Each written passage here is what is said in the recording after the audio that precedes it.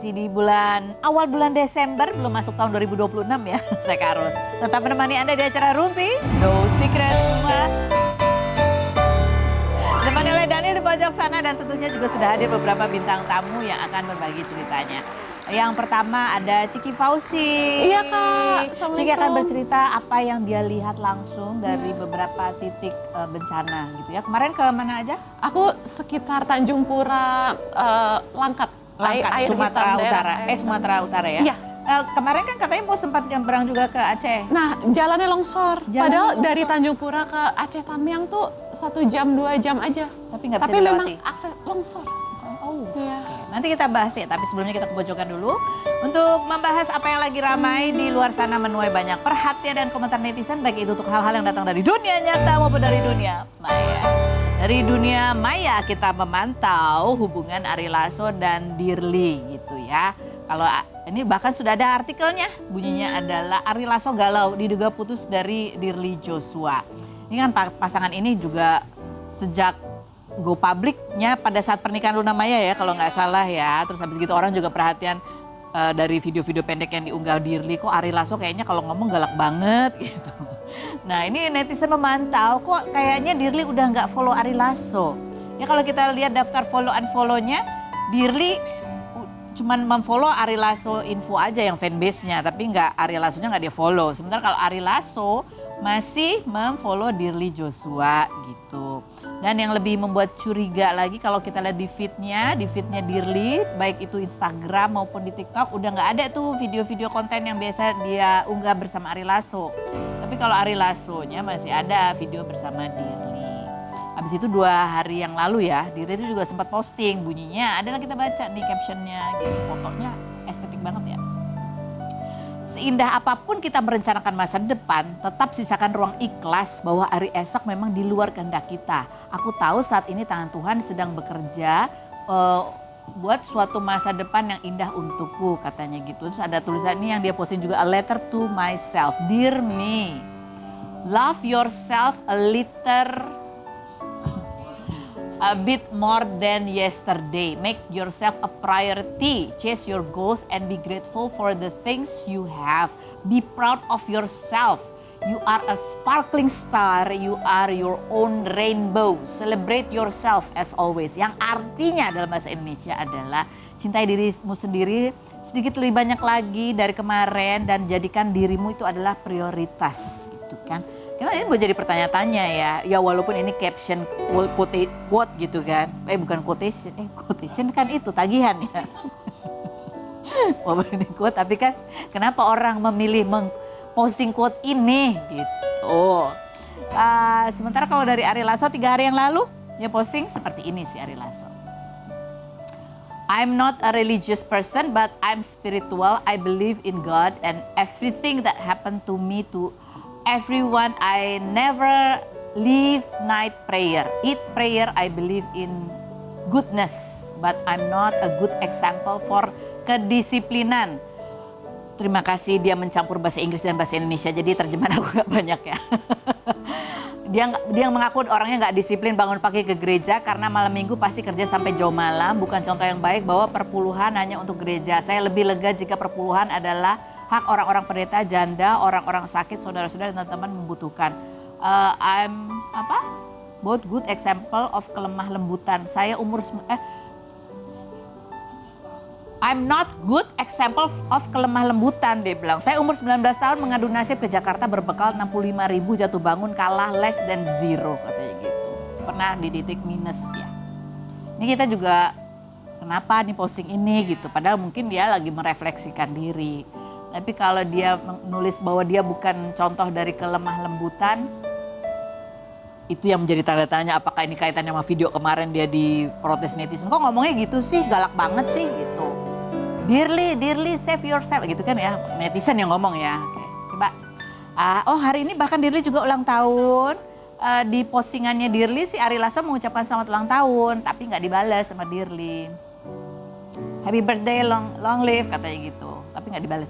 Belum dibalas, bukan nggak dibalas. Belum, mungkin dia belum lihat. Komentar netizen kita baca. Baikan dan balikan dong. Kalau sedang marah, perempuan hanya perlu dikejar, dirayu, dibujuk, dan dipeluk. Semoga nggak ada salah paham lagi ya Om. I know you still love each other, hanya terbakar emosi sesaat kan. Perempuan setulus ini nggak akan datang 2 kali. Pokoknya be nice ya Om. Ini kayaknya temennya ya. Ponakannya apa? Manggilnya Om yang berikut. Semua hubungan akan pret. Ini lagi mode ya. Semua emang gitu. Ya. So, emang harus diusahakan. Dia harus diusahakan, pasti ada pret dan pride-nya lah ya. Akhirnya capek kan Kak, pura-pura bahagia, istri yang setia dari nol pun gak kuat. Emang harus ekstra sabar nanganin orang sakit tuh, apalagi kepribadiannya keras kayak beliau. Ya gitu, yang berikutnya ada lagi. Oh dibalas nih ada lagi, kakaknya apa putus sama Mas Ari ya? Maaf tanya dengan nada pelan and sopan. Terlihatnya bagaimana? Jawaban Dirli juga dengan pelan dan sopan. Coba kayak intonasinya. Kakaknya putus ya sama Mas Ari. Terlihatnya bagaimana itu sih? Ya itu dah, tapi nggak apa-apa lah namanya kalau bukan jodoh ya bukan jodoh. Kita langsung menuju ke Ciki Fauzi, kita lihat dulu profilnya. Kita bersama dengan Ciki Fauzi, kita mau bertanya gitu dari pandangan langsung Ciki ketika terjun ke... Siap Kak Ros. Seperti apa sih yang dia lihat ya. Ini ada postingannya Ciki juga membagikan melalui sosial medianya nih. Caption nyusul pokoknya ya, tepar baru nemu sinyal, nyesek banget lihat semua pemandangan. Belum aku benerin captionnya, maaf. Ampun, jadi mau diedit ya? Iya. Ampun, pemerintah kudu minta maaf banyak ke rakyatnya. Terlalu banyak titik yang terdampak, insya Allah besok lanjut dan bismillah, semangat katanya gitu. Aku baru ingat, aku belum edit captionnya, maaf ya kalau menyinggung atau Ya kamu nulis ini pasti kan, ini kan pertama kali ya, mungkin hari pertama kamu lihat langsung gitu ya. Iya. Pada saat ini masih ingat gak sih perasaan kamu pertama-tama lihat langsung kondisi yang terjadi? Sebel. Iya. Aduh semoga aku gak salah ngomong ya, cuman yang aku lihat, aduh tapi Masya Allah banget ya. Aku kan banyak bergerak sama teman-teman relawan ya, kita BC tuh di dapur umum, terus kita masak-masak hot meals buat kita bawain dari satu dusun ke dusun lain. Jadi dari satu dusun ke dusun lain itu makin ke dalam itu makin belum terjangkau. Karena harus makin jalan, kan kita naik mobil pick up, itu juga lama-lama mobil udah nggak bisa jalan. Jadi beberapa emang kayak jalan, harus bawa ya? Harus jalan, harus bawa makanan yang kita udah masak di dapur umum. Karena misalnya ada beberapa bantuan nih, misalnya mie instan dibungkus gitu, ada ibu-ibu, masaknya gimana gitu-gitu, iya gitu. Maksudnya kan orang emang pengen membantu, cuman kadang nggak tahu kondisi di sana kan, kayak seperti apa yang hanyut dan lain sebagainya. Dan emang pada saat itu awal-awal mungkin emang ya punten pisan ya, itu aku ngetik gitu karena ini dari pengalaman aku pribadi ya, punten ini. Disclaimer, ini dari pengalaman aku pribadi, mungkin di titik lain udah ada yang dari pemerintah, tapi yang kemarin tuh emang aku belum lihat dan maksudnya belum terjangkau oleh bantuan pemerintah gitu ya? Iya, husnuzonnya berbaik sangkanya gitu. Dan kalau kata temanku yang di pemerintahan sih emang ada birokrasi yang harus dilewatin. Dan memang berarti harus kolaborasi ya antara pemerintah sama emang relawan-relawan rock and roll kayak kita, NGO. Jadi ini gitu. relawannya kan kamu sama aku sama Dompet Dua volunteer yang emang networkingnya ada di seluruh penjuru Indonesia. Jadi tinggal digerakin. Jadi memang ada yang di daerah sana gitu ya. Jadi mereka tahu medan. Yes. Bisa tahu ya sumber daya itu bagaimana. Yang bikin awal-awal posko mereka dan lain sebagainya. Aku tuh sebenarnya lebih ke bantu-bantu aja. Jadi ini kalau dari pengalaman kamu nih ya, berapa dusun yang bisa dijangkau pada saat? Waduh, nggak kehitung sih. Banyak.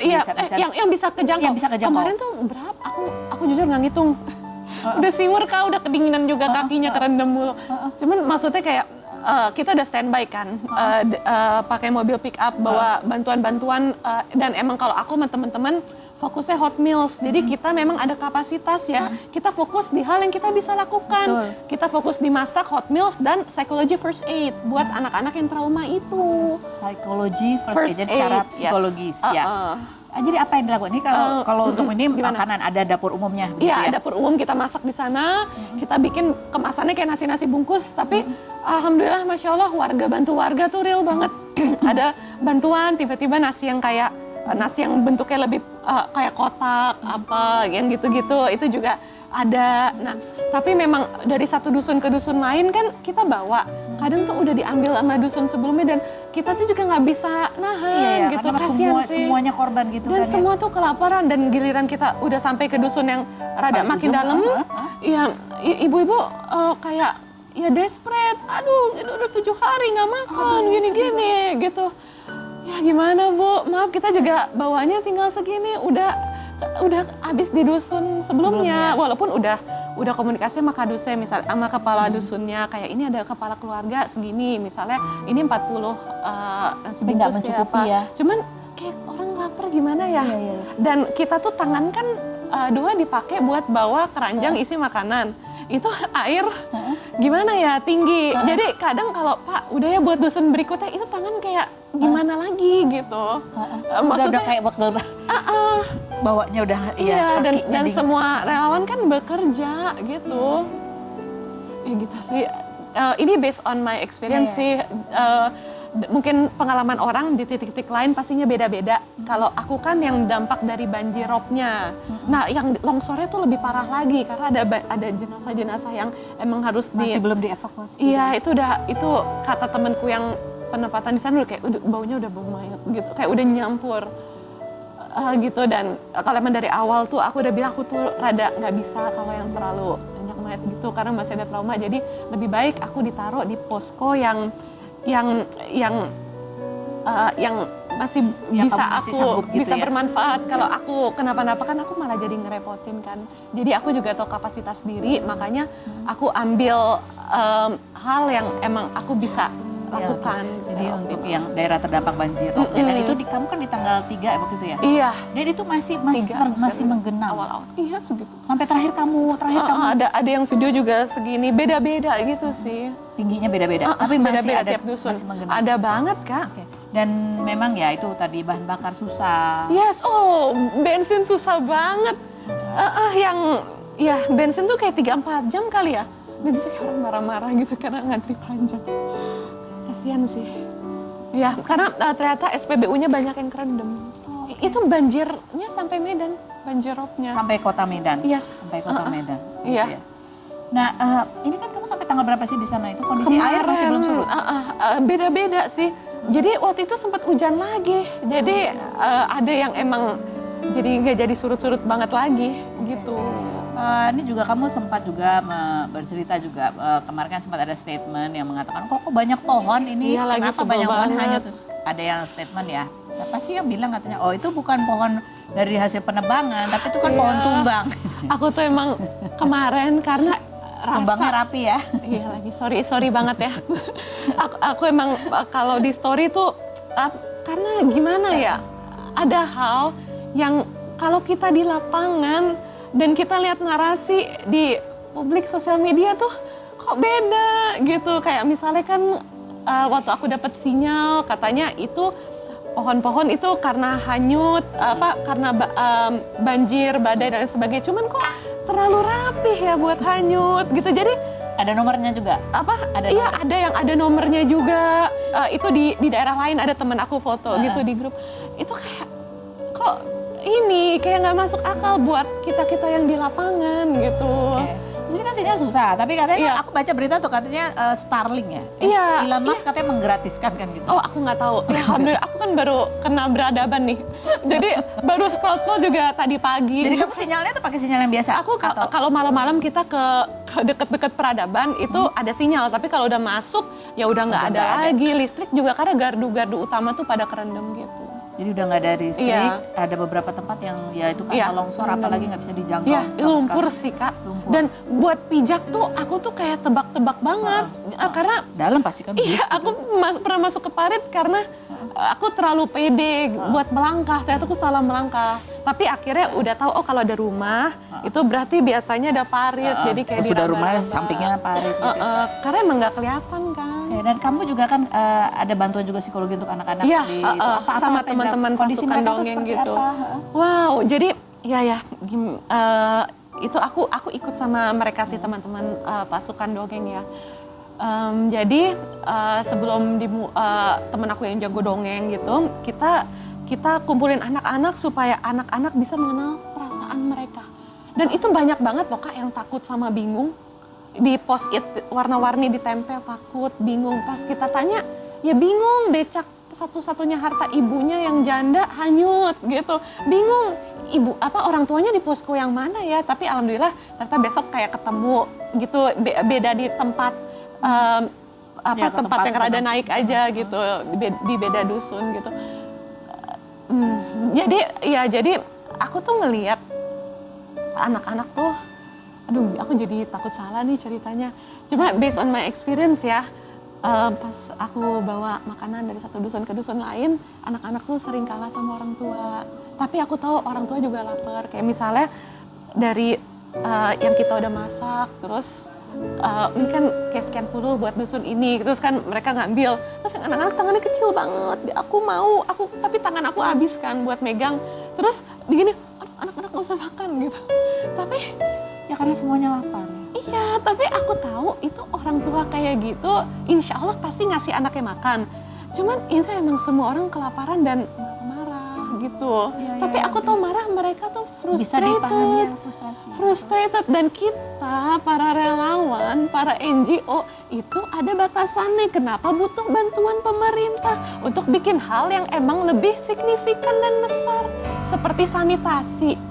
Lah, kita kan kapasitasnya belum sampai situ ya gitu. Kita tuh first aid dulu, bantuan utama yaitu perut yang lapar dan berteriak gitu. Tempat-tempat penampungannya tapi mereka biasanya di mana itu? Banyak, nggak banyak sih. Ada di beberapa titik yang itu kan tinggi ya. Kadang di jalan-jalan yang rada naik. Jadi jalan itu emang ya kan mostly rada naik kan, yang ada rada di semen. Tapi nggak semua juga. Itu biasanya jadi ada posko. Yang penting tinggi dan tidak tergenang. Jadi tapi mereka ketutup ada tenda itu? Ada beberapa ada tenda, tapi ya lama-lama udah wah gitu. Ya gimana ya Kak Jadi ya? tendanya belum mendapatkan tenda proper. Yang penting hidup dulu gitu. Yang penting Aduh punten pisan ya, aku takut salah kata-kata. Tapi itu sih. kan yang kamu lihat ya? Karena ya dan ada di beberapa masjid, alhamdulillah masjid itu rada tinggi. Jadi mau Kristen kan di beberapa tempat tuh kayak emang aku lihat babi-babi ngambang gitu ya. Berarti kan kita bisa lihat agamanya tuh mix. Ada yang berkerudung, ada yang piara babi gitu-gitu. Semua kita bantu pastinya. Nah di situ pun ya semuanya ya menghangatkan diri di posko yang ada di masjid gitu. Yang penting kering dulu. Jadi dari pengalaman ya, dari pengalaman dan yang dilihat gitu dari Ciki sendiri gitu ya, bahwa membutuhkan kayak pemerintah itu kayaknya punya lebih banyak besar daya untuk bisa memberikan bantuan yang lebih besar lagi pemerintah dan sih. tenaga yang lebih banyak lagi begitu ya. Warga bantu warga. menjangkau. Oh kita terdepan. Orang Indonesia Kak dari dulu nggak berubah baiknya. Kalau menurut aku kan di kerelawanan udah cukup lama ya.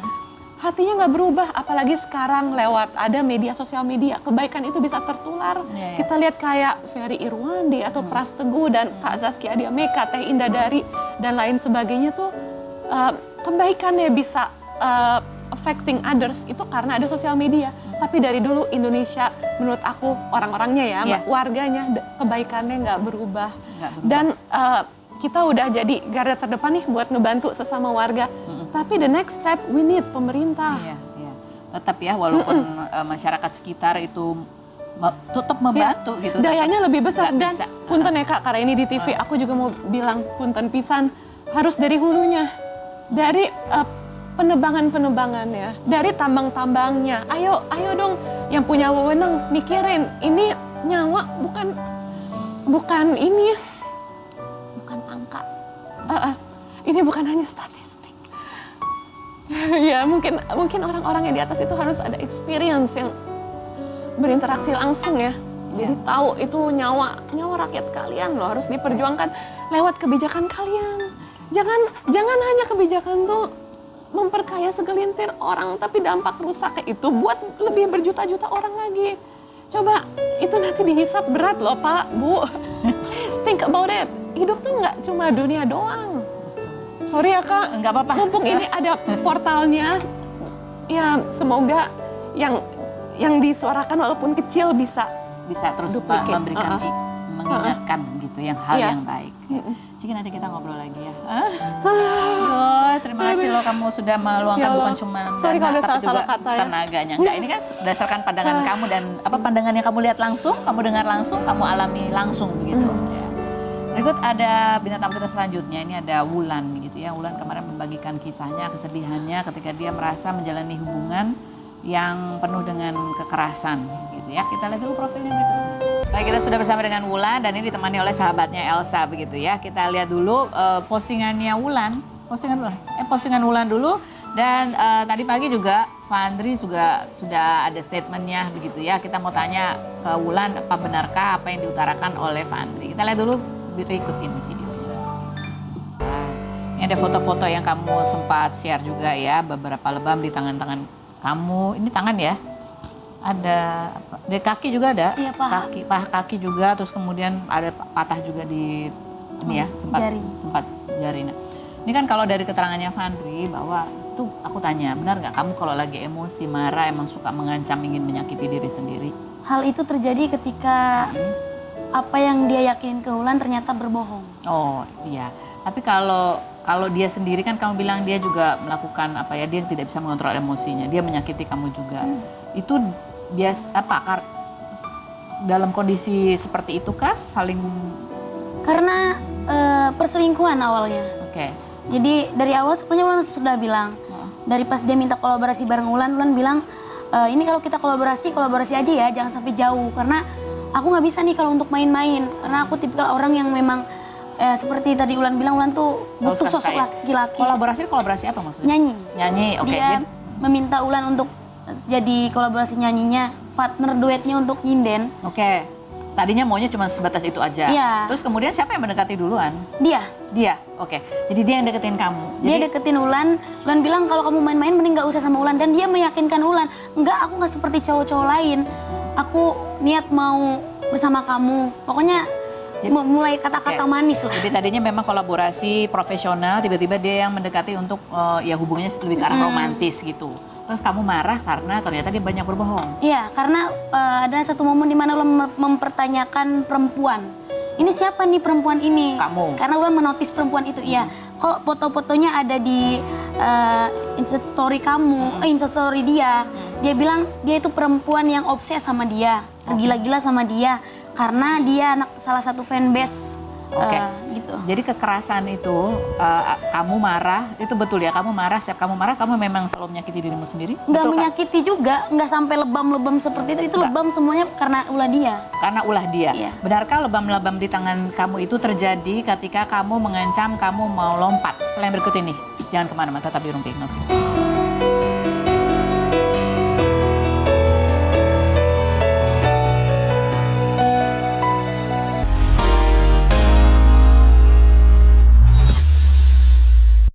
Jadi kan aku sebelum kenal Wulan ini aku udah dekat sama wanita yang aku bilang. Nah, aku bilang sama wanita yang dekat sama aku tuh, aku ada project sama Wulan, aku buat single aku sama dia. Nah, aku bilang, aku cuma sebatas single udah. Aku nggak ada niat buat deketin Wulan sampai akhirnya dia baper gitu loh. Niat dari awal aku tuh memang gimmick, cuman dianya menganggap itu beneran. Jadi karena dia susah ditinggalkan, aku berkompromi nih sama si Kalau nanti kita bilang aja bla bla bla, biar dia feel. Ya supaya dia pergi. Ya biar dia pergi. Nah pas dia tahu dia semakin menggebu-gebu, nggak mau ditinggal. Tadi Wulan udah jelasin ya bahwa memang betul awalnya memang kolaborasi aja kerjasama. Tapi kalau menurut pengakuan Wulan, dia yang maunya ada lanjut hubungan romantis. Tapi benar emang kamu nggak mau diputusin? Ya iyalah, masa dia minta putusin di saat Bapak Wulan baru beberapa hari meninggal, dia minta putus setelah udah beberapa bulan dijalani gitu. Tapi akhirnya siapa yang mutusin hubungan kalian? Wulan. Kamu yang akhirnya mutusin setelah kejadian rame kemarin yang sampai lebam-lebam itu. Oke. Nah, terus pertanyaannya ya, pada saat kejadian yang sampai marah itu, kamu tadi sempat cerita, apa sih yang membuat kalian tuh ribut besar? Yang membuat Wulan ribut besar itu karena dia selalu meyakinkan Wulan nggak ada. Setelah Wulan cari tahu semuanya. Nggak ada cewek lain, nggak ada cewek lain? Iya, secara Wulan cari tahu semuanya, boom, terbongkar ternyata dia punya hubungan yang selama ini Wulan curigain perempuannya. Oke. Terus apa sih sebenarnya yang membuat kamu kesal juga? Apa yang sudah kamu lakukan buat dia dan hubungan kalian ini? Karena apa ya, Wulan tuh udah semuanya Wulan bantu kebutuhan dia apapun itu yang dia mau minta apapun itu ke Ulan. Terus dengan seenak jidatnya dia ngatain, ngejelek-jelekin Ulan ke orang-orang, bahkan bukan ke orang aja, ke fans-fans Ulan, bahkan ke selingkuhannya itu. Dia ngatain Ulan pelacur. Jadi itu yang menjadi pemicu kamu akhirnya memutuskan dia apa? Itu yang akhirnya kamu memutuskan dia. Oke. Sebelum-sebelumnya setelah dia minta putus kan kamu nggak mau, bukan karena kamu nggak mau, tapi karena itu baru 3 hari bapak kamu meninggal. Nah itu yang membuat kamu bertahan dari sekitar bulan April sampai sekarang tuh apa? Ya karena dia udah membuat Ulan tergantungan sama dia. Kan dari awal udah bilang kalau emang nggak serius nih kita mending nggak usah. Karena Ulan tuh tipikal orang yang seperti ya butuh sosok laki-laki. Ulan butuh orang yang bisa ngejagain Ulan karena Ulan perempuan satu-satunya dan udah kerja dari kecil gitu loh. Tapi akhirnya kamu yang memutuskan Iya. untuk putus sama dia gitu. Nah akhirnya kamu bikin video klarifikasi kamu mengalami kekerasan, itu apa yang mendorong kamu bikin video itu? Karena dia yang udah bikin status mancing duluan di TikTok. Apa? Dia menjelek-jelekin kamu? Menjelekan Ulan, kayak Ulan tuh problematik, orang tuanya drama dan lain-lain. Padahal dia udah minta di awal nggak usah di share ke publik ya ini tentang masalah ini. Kita saling maafin aja, ambil hikmahnya aja dan lain-lain. Ulan udah mau nerima itu. Terus dia karena ngelihat Ulan jalan sama temen Ulan cowok, dia ngerasa emosi. Katanya dia ngerasa sesek dadanya ngelihat Ulan jalan sama cowok lain, terus sikapnya beda sama saya katanya. Oh gitu. Ini kamu sendiri nih sebagai sahabat ya, melihat hubungan dia sama Fandri itu gimana sih? Jujur ya Kak, setelah kejadian ini aku lega banget, happy banget. Aduh, kenapa nggak dari dulu? Saya sebagai sahabatnya kayak dari awal ngeliat tuh kayak, aduh ini cowoknya red flag, bukan agak kayak red flag. Tapi saya Red flagnya gimana? saya nggak langsung ngejudge gitu ya Kak, karena mungkin kita nggak tahu yang asli gimana. Orang tuh yang kamu lihat. Yang aku lihat secara brandingan baik, cowok baik, Tapi? tanggung jawab, kayak dia tuh kayak kalau ke dia act of service-nya bagus gitu. Makanya dia kayak mungkin sayang sama dia tuh karena ada itu. Eco service itu bisa ngapain? Kayak dia tuh apa ya Kak? Kursi, pintu dibukain. Layaknya cowok yang gentle gitu, ngerti Kak? Tapi ternyata mungkin di balik itu ada kekurangannya Sampai yaitu. kamu pernah lihat bahwa kata-katanya gimana? Setiap kayak aku main sama dia, kayak ada kata-kata yang tidak pantas untuk diucapkan sebagai pasangan gitu. Karena aku lihatnya mereka udah jadi nih gitu, nggak lihat gimikan atau gimana, toh mereka juga udah posting-posting di sosmed Oh itu ada masing-masing. foto-fotonya ya? Nah itu Kalau dibilang Kak. gimmick, ini ada Kayaknya fotonya. enggak deh kalau cuma gimmick-gimmick gitu. Yang mana mereka sering liburan bareng, main bareng gitu. Kayak wanita mana sih yang nggak baper Kak? Digituin, ditreat kayak gitu. Oke. Tapi ya yang kamu ngancam soal kamu menyakiti diri apa segala macam itu ya yang terjadi ini karena kamu nggak mau diputusin atau karena kamu marah atau karena apa? Karena marah, sebenarnya awal masalahnya marah. Kayak kata dia nggak ngelakuin itu lagi, tapi ngelakuin. Terus dia ngancem Ulan awalnya. Ngancam apa? Aku pergi dari kamu gini-gini. Dia tuh nggak bisa nenangin Ulan di saat Ulan emosi. Jadi Ulan pun bingung nih gimana. Padahal Ulan ya udah aku bunuh diri aja ya gini. Tapi nggak Ulan lakuin. Cuma sekedar ngancem, mau ngeliat reaksi dia tuh ada nggak sih kekhawatirannya buat Ulan gitu loh. Oh berarti. Ulan ngancem begitu malah dia tonjok tangan Ulan. Oke. Jadi memang tadinya awalnya kamu masih belum bisa nerima Iya. bahwa dia ada perempuan lain gitu ya. Terus kamu mengancam karena dia mengancam mau pergi gitu. Iya. Tapi akhirnya kamu putusin juga. Putusin karena dia dari awal tuh beberapa bulan, ada 4 bulan 5 bulan tuh nggak pernah ngaku kalau dia sama perempuan lain.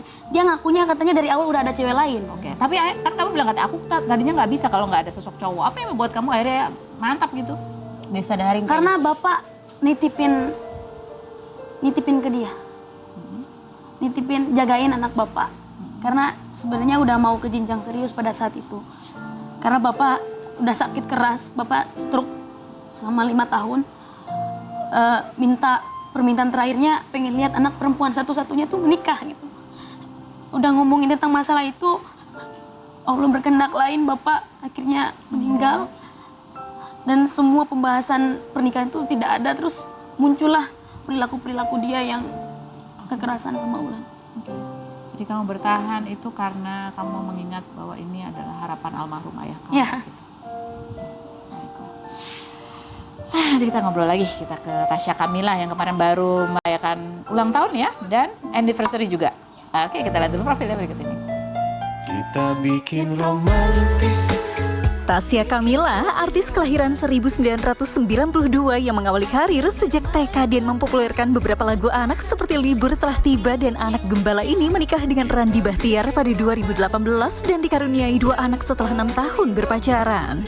Perempuan yang berulang tahun ke-33 pada 22 November kemarin mendapat kejutan ulang tahun dari sang suami di lapangan pedal dengan mengadakan acara Tasya Pedal Turnamen 2025 dan membagikan hadiah jutaan rupiah.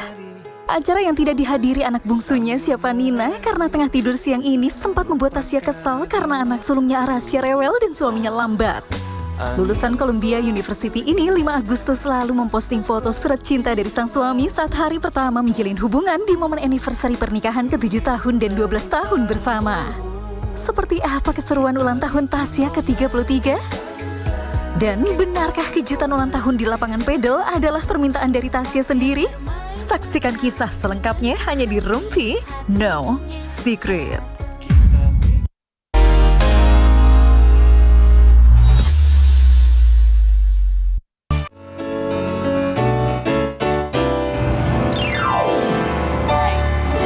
Sudah bersama dengan Tasya Kamila. Ini yang selalu dinanti adalah cerita dia dan anak-anaknya yang lucu-lucu ya. Ini ada postingan ulang tahun Tasya yang kemarin dirayakan dengan sebuah turnamen padel gitu ya. Walau hari itu 2 cowok dalam hidupku ini lagi ngeselin banget sampai si adik gak keangkut ke lapangan padel. Ini gimana sih ceritanya sebenarnya? Semoga kita nggak tone deaf ya ngomongin ini ulang tahun di tengah bencana dan segala Kan macam. ini ulang tahunnya kapan? 22 November Udah lama ya. sebelum kejadian Oke. itu semua sih. Ya pokoknya kalau boleh nge-reshare apa yang Terjadi waktu itu yang dampaknya pasti sangat minim ya kalau kita bandingkan dengan apa yang sebelum-sebelumnya kita bicarakan di sini. Intinya sih waktu itu Randy sama Ar dua-duanya lagi nyebelin banget. Jadi Arasya itu nggak tahu kenapa hari itu lagi ngamekan, repot banget mau makan, request soto Betawi lah apa, yang mana aku udah siap mau berangkat, Randy pun lama, dia lelet banget, biasanya kan dia gercep ya, ini lelet banget, aku udah kayak udahlah aku tinggalin langsung, tapi kayak enggak kita berangkat bareng gitu, ternyata Randy lagi menyiapkan surprise gitu ceritanya. Jadi nggak jadi ngambek deh aku. Cuman si adik ketinggalan. Kok bisa ketinggalan? Dia lagi bobo siang terus kayak sudahlah daripada mengganggu kualitas tidur anak ya kan. Jadi si adik karena masih kecil jadi nggak bisa diajak kompakan ya. Iya. Jadi Arasya itu kompakan juga dia cranky-nya. Kalau itu sih emang dia nyebelin aja hari itu ya. Jadi kamu tuh nggak tahu kalau itu akan ada perayaan di lapangan padel itu? Aku tahu, cuman aku yang undang teman-teman aku. Aku tapi nggak tahu si Randy ternyata bikin ada dekorasi, ada bunga-bunga apa segala. Jadi dia nge-stall supaya karena belum ready Belum gitu. ready dan dia kayak abis nganterin Arles apa gitu-gitu. Kayak dia butuh waktu untuk kayak koordinasi sama tim aku yang ada di lapangan. Meleleh dong. Iya setelah pas tahu ternyata dia lelet gara-gara itu. Tadinya sih ngambek juga kayak ngambek banget sih. Tapi kalau lihat bagaimana mesranya suaminya dari day one ya, day one ini yang diposting juga pada saat anniversary ya, day one and one day. Ternyata di suratnya, ini ada terjemahannya nggak sih? Tulisannya nggak bisa kebaca. Iya, mana tulisannya kayak cakar ayam. Ini I feel so lucky, I feel so blessed. Bahasa Inggris semuanya ya. Pokoknya puja-puji. Ini masih kamu simpan suratnya? Iya, ini masih dulu pas masih zaman pacaran. 12 tahun yang lalu? 12 tahun yang lalu. 12 tahun yang lalu. Iya. Ya ampun. Tapi itu ada yang berubah nggak sih dari kemesraan dia dulu sampai sekarang? Pastinya ada lah ya situasi-situasi yang berubah. Apalagi kita kan udah ketemuan terus, udah alhamdulillah udah LDR ya, udah lulus LDR. Pasti ada lah yang berubah, cuman kita tetap share the same values, kita tetap berkomunikasi dengan baik dan rasa sayangnya aku rasa masih terus berkembang. Terus bertumbuh. Jadi kamu cerita melihat surat itu aja kayak berkaca-kaca gitu. Kenapa? Ya gemes aja sih. Maksudnya pasti ini salah satu hal yang bisa aku syukuri terus dalam hidup aku. Dipertemukan dengan suami yang begitu care, begitu baik, sayang sama keluarga, sayang sama aku gitu. Dan kita bisa sama-sama tumbuh bareng gitu. Jadi ini kan kamu ulang tahun udah diberi surprise. Nanti kalau dia ulang tahun kamu mau ngapain? Aduh belum kepikiran lagi. Tapi jangan lupa adek, jangan lupa Kak Angkut. Tasya, terima kasih sudah berbagi cerita serunya. Terima kasih juga Ciki, terima kasih Bulan, terima kasih juga Elsa ya. Terima kasih sudah berbagi ceritanya. Sama-sama, Semangat sehat-sehat, semuanya, Kak Ros. sehat-sehat semuanya. Dan terima kasih juga buat Anda yang sudah bergabung. Kita ketemu lagi setiap hari ya di Sana Rupi. Nusantara.